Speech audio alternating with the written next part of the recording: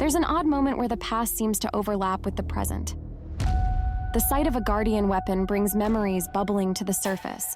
Days in the training center, nights stalking through the forest. The sheer joy of executing a perfect series of flips and the warm prickle of golden weapons beneath my touch. Weapons that sprang into existence with little more than a thought. Weapons that belonged to me. I can almost feel them, as if it were only yesterday that I held one in my grasp. But in a blink, the moment is gone.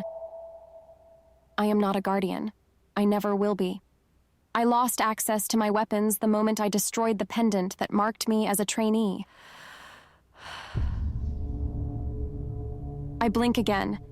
My gaze focuses beyond Ash. There is a fae creature, a feathery, taloned fae creature, in my living room, in the human world. Great. I reach for the leather cuff on my left wrist and rub my thumb in a quick X across the moonstone.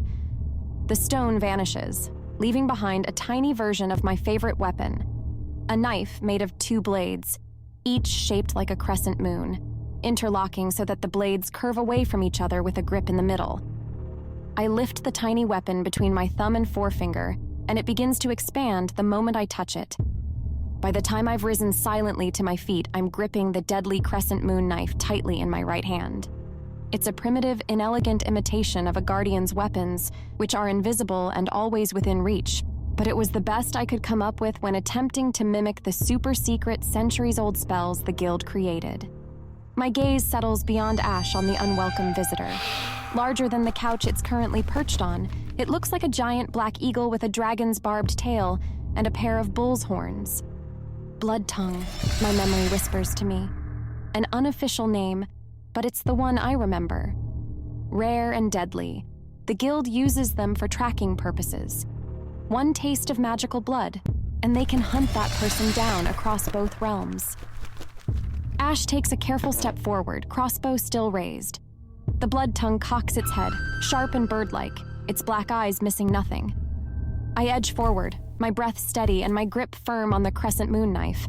My left hand is free. In the absence of an invisible arsenal of guardian weapons, the next best thing is magic, provided I'm quick enough with it. You should stay back. And you should stop telling me what to do. I move a step closer. The moment I reach the doorway, I see what I missed from the bedroom. A second Blood Tongue. What an honor, I think dryly. Who knew our tiny guild could afford such an expense? And then another thought occurs to me. The guild shouldn't have any of my blood. It's been years since I went anywhere near one of them. You. I look at Ash as the realization sinks in. These creatures haven't once turned their attention to me. Their glittering obsidian gazes are pinned on Ash. They're tracking you, not me. Did you leave a handy little sample of your blood behind after you discovered the faerie door? There was a fight, so yeah, I guess I did. The Blood Tongues continue to watch him. They're trained to track down and immobilize, not kill, so I suppose they'll wait until he makes a move. Seems you were right about us not being safe here. Turns out you're the one who brought the danger, though. Oh, come on. Bergenfell discovered you work at the Gilded Canary. Wouldn't have taken her long to find this. His words are cut off as both Blood Tongues dart forward, razor-sharp beaks snapping and wings beating the air. Okay, so my no-killing theory may have been incorrect. Ash fires at the larger one, which swerves clear with a screech. I grip my knife tighter and slash in a wide arc as the smaller one nears me. Feathers fall, a scaly tail sweeps around, and I twist neatly out of the way. Duck, roll, spin around, swipe again. I know from the piercing cry that my blade has caught its clawed leg. Then I'm up again on the other side of the smaller Blood Tongue now, and Ash is no longer in sight. I dodge and swipe, toss magic, and reshape it as it flies. Stones, ice, fire. My mind withdraws. External thoughts still.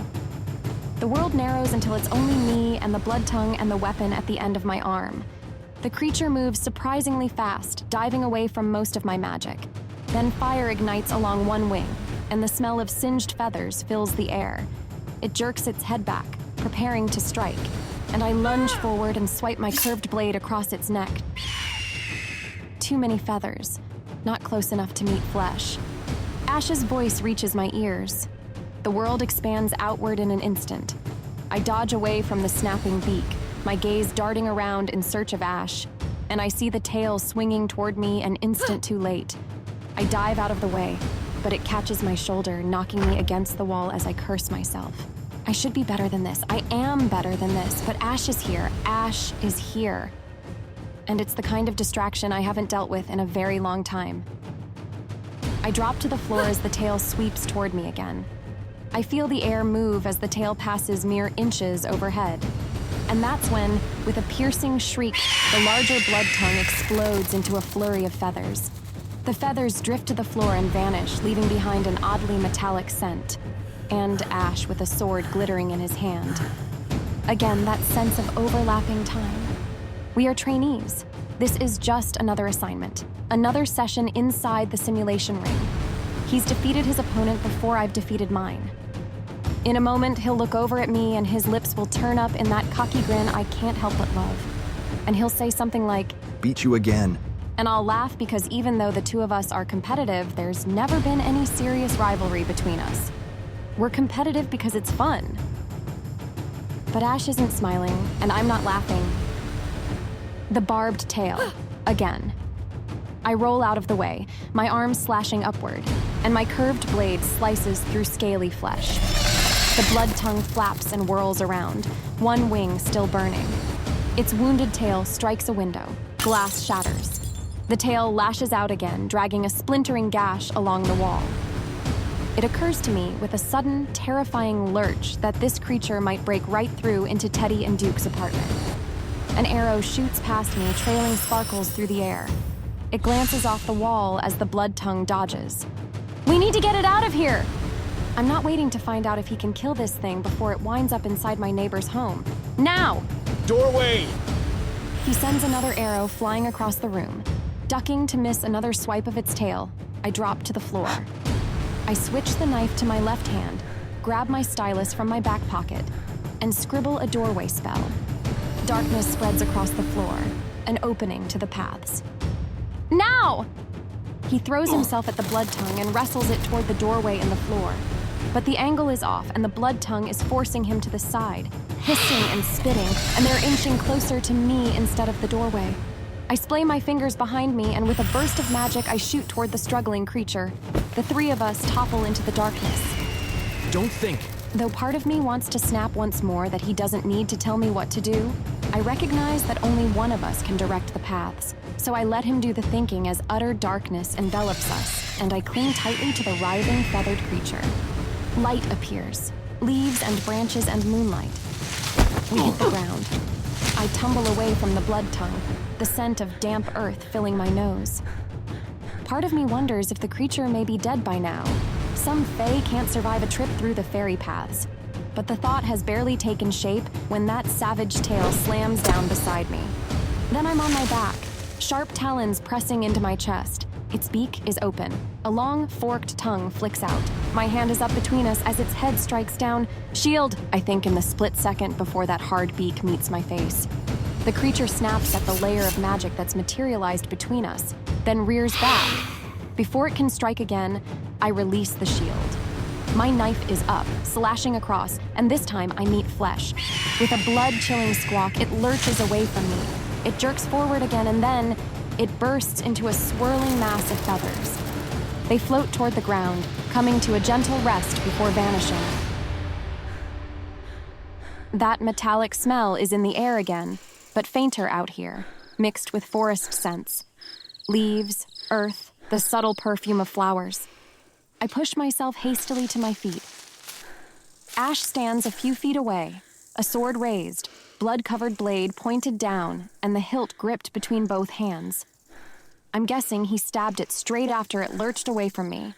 For several moments, we simply stare at the space where the blood tongue existed only moments ago, chests heaving as we gulp in air. And that's when I feel it. Magic. In the air, the trees, the ground beneath my feet. My gaze slides over giant trumpet-like flowers, their pink fluorescence lighting up the leaves around them. Purple umbrella-shaped trees hang overhead, trailing long, leafy tendrils and looking for all the world like giant, glowing jellyfish. Two winged sprites flit past, holding hands. A line of glow bugs wiggles its way over tangled, interwoven tree roots. And all around, the quiet trill of tiny nighttime creatures fills the air. I don't recognize this place. We could be anywhere in the Fae world, but that doesn't matter. It's my world, my true home. I missed it so much, and I didn't even know it until this moment.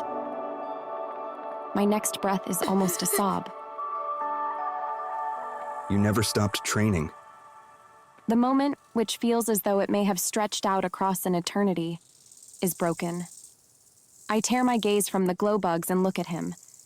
He releases his sword, which vanishes with a trace of gold sparkles. Another twinge of nostalgia pierces my chest, but I force my mind away from the weapons I still secretly long for to the weapons I own now. Weapons of solid, cold metal. Cold metal, I realize as I blink down at the crescent moon knife in my hand, that's now covered in black blood. I just fought and killed a magical creature. I'm standing in the Fae realm for the first time in years. They know where to find you. I blink again, my eyes still on the blade. No. My voice sounds oddly distant, as though it belongs to someone else. There are too many trains of thought racing through my head, and I'm struggling to catch even one of them. I didn't stop training.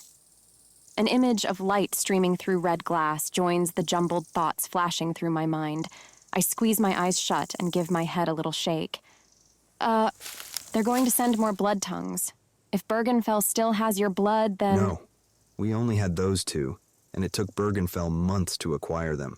They're even rarer than they used to be. It'll take weeks of paperwork before she's able to get her hands on another one. Tracking owls? Not enough time. The imprint of our magic will be gone from your apartment by the time Bergenfell can get any owls there. They won't pick up anything. Okay. I nod. Take another breath. Allow my eyes to dart across the scenery as my mind races back through everything that's Teddy and Duke. I lurch away from Ash, holding my knife against the leather cuff on my wrist as I aim for the nearest tree. The complicated spells that took forever to weave together snatch hold of the knife, pulling it from my grip, shrinking it immediately, and returning it to the indentation in the cuff.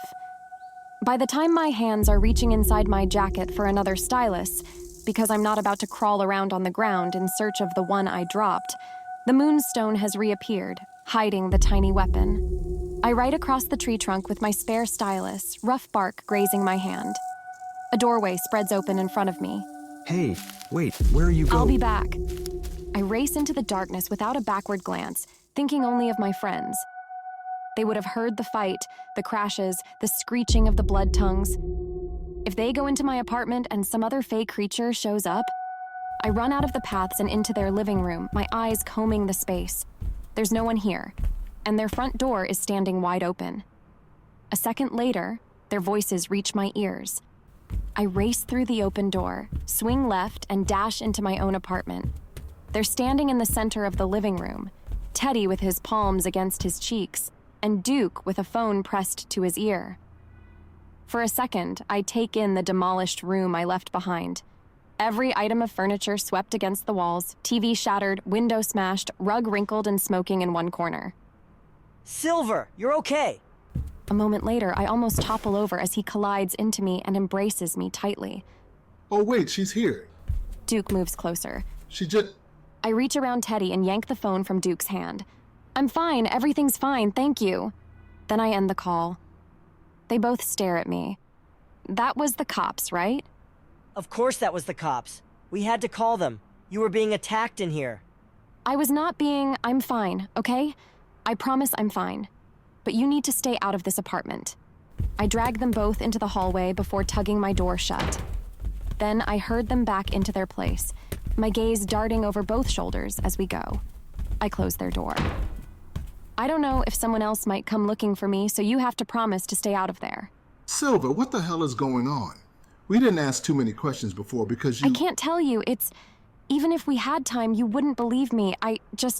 There's something going on and I need to figure it out. I'll be back. Soon. Soon? When is soon? Where are you going? And what do we tell the landlord? I mean, that damage in there? He's going to freak when he finds out about it. I'll figure something out. I'll take care of it. Just don't call the cops again. Please? I promise I can take care of myself. I wrap my arms around both of them and squeeze tightly. I have to go. Please stay safe. Then I step hastily away from them and open their door. The hallway is still empty, but I pull a glamour over myself anyway as I tug their door shut. Wait. Tears prick behind my eyelids as I write a doorway spell on the wall. Wait, Silver, please. You can't just... Teddy's words slice off mid-sentence as I vanish into the fairy paths.